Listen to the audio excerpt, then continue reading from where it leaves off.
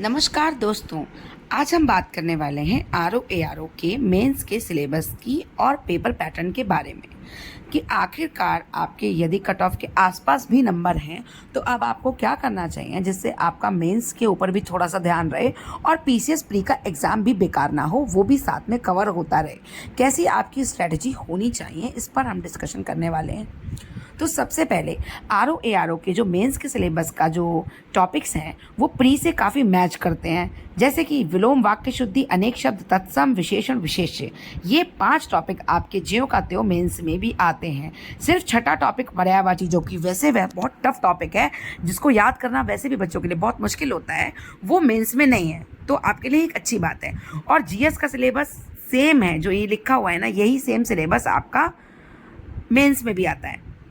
ठीक है, वही समान विज्ञान, वही भारत का इतिहास, वही राष्ट्रीय आंदोलन।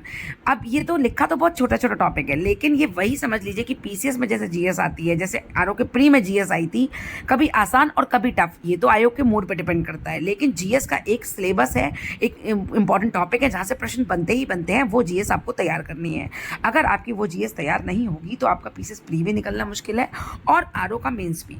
तो उसको स्ट्रॉन्ग हमें बनाना हमारी एक मैंडेटरी प्रोसेस हो जाती है, जिसको हमें करना ही पड़ेगा।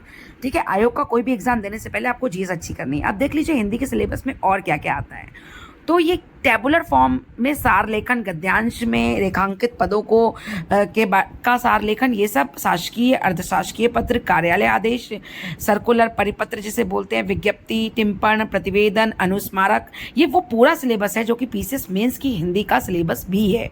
ठीक है, कुछ टॉपिक्स को छोड़कर।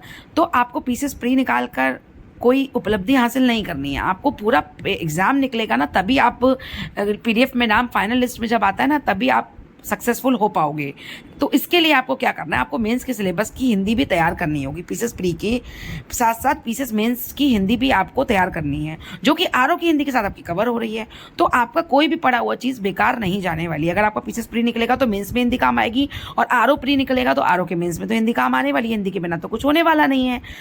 और आरओ प्री नहीं निकलता है तो पीसीएस मेंस में तो काम आ ही रहा है ना सब कुछ आपके। तो आप किसी भी चीज़ को ऐसे मत पढ़ो कि it's a wastage of time. अब देखो, इसमें पारिभाषिक शब्दावली आती है, प्रशासनिक और एडमिनिस्ट्रेटिव जो वर्ड्स होते हैं जो आपको यूज़ होंगे सचिवालय में जाकर, वही सब आता है। अंग्रेजी to Hindi translation, Hindi to English, and मुहावरे और लोकोक्तियाँ, वो तो पीसीएस मेंस में भी आती हैं। ठीक है, तो आप पीवाईक्यू की, पीसीएस मेंस के हिंदी के सारे पीवाईक्यू एक बार देख लो, उसमें मुहावरे देख लो, लोकोक्तियाँ देख लो, जो भी कॉमन सिलेबस है उठाकर देख लो। देखो इसमें लिखा है विलोम, वाक्य शुद्धि, अनेक शब्द, तत्सम, विशेषण, पर्यायवाची नहीं है। और जो 10-10 शब्द आते थे वो अब 6-6 हैं, कुल 12-12 अंकों के। ठीक है, पूर्णांक आपका 60 हो गया, और ये 30 मिनट्स आपको दिए जाएंगे हिंदी के, ये जो विलोम वगैरह इनके लिए। और ऊपर वाला जो पोर्शन है जिसमें आलेखन वगैरह ये सब आ रहा है, इसके लिए आपको 2.5 घंटे मिलेंगे। इसके नंबर्स भी आगे लिखे हुए हैं, आप देख सकते हैं। अब आते हैं बात निबंध की। निबंध बच्चों को बहुत टफ लगता है, लेकिन निबंध ना आसान होता है, क्योंकि इसकी तैयारी आप पहले से करके रख सकते हो। ये आपको पता होता है कि कुछ सेट टॉपिक हैं जिनसे निबंध आ रहे हैं। और देखिए ना, आयोग आपको सिलेबस में बता रहा है कि मैं कहाँ से निबंध दूंगा। साहित्य और संस्कृति, सामाजिक क्षेत्र, राजनीतिक क्षेत्र, मतलब सोशल, पॉलिटिकल और कल्चरल और लिटरेचर से एक टॉपिक, इन तीनों में से कोई एक आपको करना होगा। विज्ञान, पर्यावरण, प्रौद्योगिकी, साइंस टेक वाला हो गया, आर्थिक क्षेत्र, इकोनॉमिक वाला हो गया, एग्रीकल्चर वाला हो गया, तीसरा सेक्टर, इन तीनों में से एक आपको चुनना होगा। फिर आ गया आपदा। अभी देखिए ना, उत्तराखंड में, उत्तरकाशी में कैसा लैंडस्लाइड, भूस्खलन आया था। तो ऐसी आपदाएं जो भारत में बहुत ज़्यादा कॉमन है, चक्रवात आते रहते हैं सदर्न स्टेट्स में, भूकंप आता है, बाढ़ आता है, सूखा आता है। तो ये सारी चीज़ों के आपके देखिए राष्ट्रीय विकास योजनाएं, जो सरकारी योजनाएं जो इम्पॉर्टेंट हैं, जिनसे मतलब बहुत सारी पब्लिक जिसको फ़ायदा होने वाला होता है, ऐसी योजना। तो कुछ चीज़ें ये आपकी प्री डिसाइडेड है कि इन तीनों में से 3 निबंध लिखने हैं आपको, 40 मार्क्स के, और 600 शब्द सीमा है जिसकी। एक एक टॉपिक का आपको चुनना है। तो और टॉपिक भी हमें आयोग ने ऑलरेडी सिलेबस में दे दिए, और इसका आपको एक ही काम करना है, पीवाईक्यू मेंस के आरओ के उठा लीजिए और पीसीएस के भी उठा लीजिए। तो जो सेम टॉपिक्स हो उन पर आपका कंटेंट तैयार कर लीजिए, उनकी कोटेशन तैयार कर लीजिए। कोटेशन और कंटेंट इसलिए होना चाहिए आपके पास, क्योंकि राइटिंग स्टाइल आप तभी डेवलप कर सकते हो जब आपके दिमाग में कंटेंट होगा।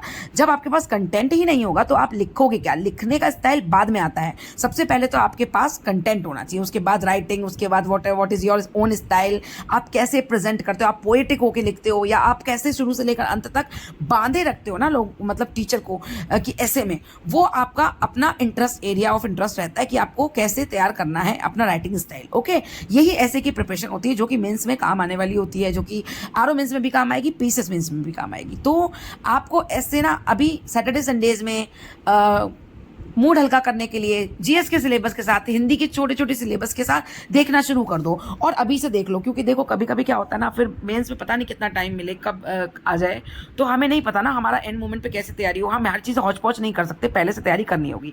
अब ये क्या है, ये है देखिए जनरल स्टडीज़ का पेपर एक ही दिन होता है, फिर हिंदी का पेपर आता है, फिर वोकैबुलरी का पेपर होता है और अगले दिन हमें ऐसे का पेपर मिलता है जिसके लिए हमें 3 घंटे मिलते हैं, वोकैबुलरी के लिए हमें आधा घंटा मिलता है और जनरल हिंदी और आलेखन वाला ड्राफ्टिंग वाला जो है पार्ट, उसके लिए हमें देखिए 2.5 घंटा दिया जा रहा है और जनरल स्टडी का पेपर हमारा आ रहा है 2 घंटे का, 9:30 से 11:30। तो ये आपका पेपर पैटर्न और कुछ सिलेबस के बारे में मोटी मोटी बातें हो गई।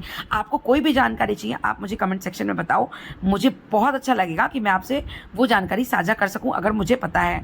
और कोई भी दिक्कत हो, किसी भी चीज़ पे आप चाह रहे हो कि आपको बताया जाए, आपकी कोई क्वेरी है, तो आप please let me know in the comment section and like and subscribe please.